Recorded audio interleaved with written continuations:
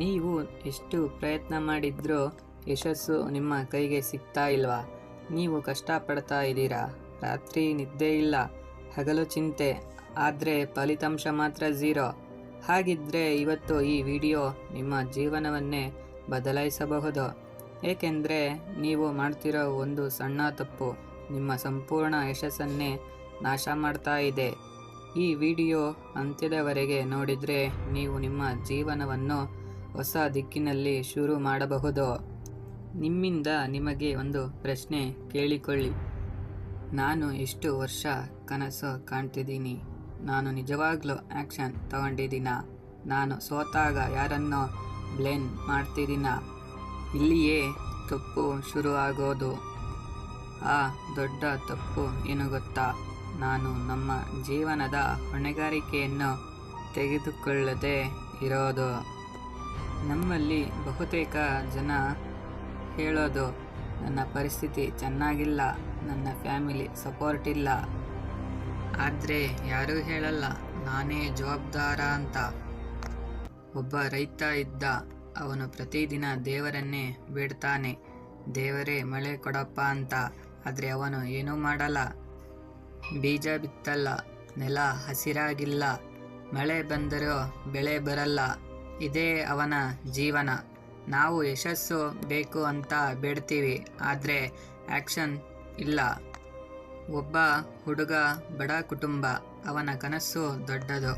ಆದರೆ ಪ್ರತಿದಿನ ಅವನು ಹೇಳ್ತಿದ್ದ, ನನ್ನ ಅಪ್ಪ ಅಮ್ಮ ಸಪೋರ್ಟ್ ಇಲ್ಲ, ನನಗೆ ಟೈಮ್ ಇಲ್ಲ, ನನಗೆ ಲಕ್ಕಿಲ್ಲ. ವರ್ಷಗಳು ಹೋದವು. ಅವನ ಜೊತೆಯ ಗೆಳೆಯ ಮುಂದೆ ಹೋದ, ಅವನು ಮಾತ್ರ ಅದೇ ಜಾಗದಲ್ಲಿ ನಿಂತ. ಒಂದು ದಿನ ಅವನು ಅರ್ಥ ಮಾಡಿಕೊಂಡ, ನನ್ನ ಜೀವನ ಹಾಳು ಮಾಡಿದ್ದು ನನ್ನ ಎಕ್ಸ್ಕ್ಯೂಸಸ್. ಆ ದಿನದಿಂದ ಅವನು ಬ್ಲೇ ನಿಲ್ಲಿಸಿದ, ಆ್ಯಕ್ಷನ್ ಶುರು ಮಾಡಿದ. ಇವತ್ತು ಅವನೇ ಇನ್ಸ್ಪಿರೇಷನ್. ನಿಮ್ಮ ಜೀವನವನ್ನು ನಾಶ ಮಾಡೋ ಈ 5 ತಪ್ಪುಗಳು. ನಂಬರ್ 1, ಸದಾ ಎಕ್ಸ್ಕ್ಯೂಸ್ ಮಾಡೋದು. Number 2, fear of failure. Number 3, comfort zone.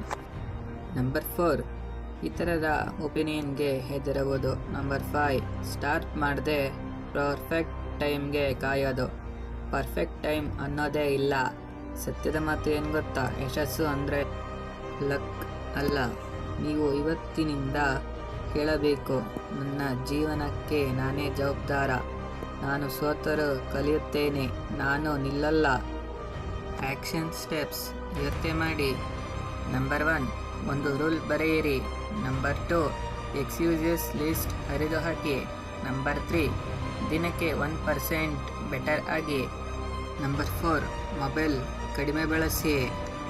5, ಬೆಳಗ್ಗೆ ಬೇಗ ಎದ್ದು ನಿಮ್ಮ ಕನಸಿಗಾಗಿ ಕೆಲಸ ಮಾಡಿ.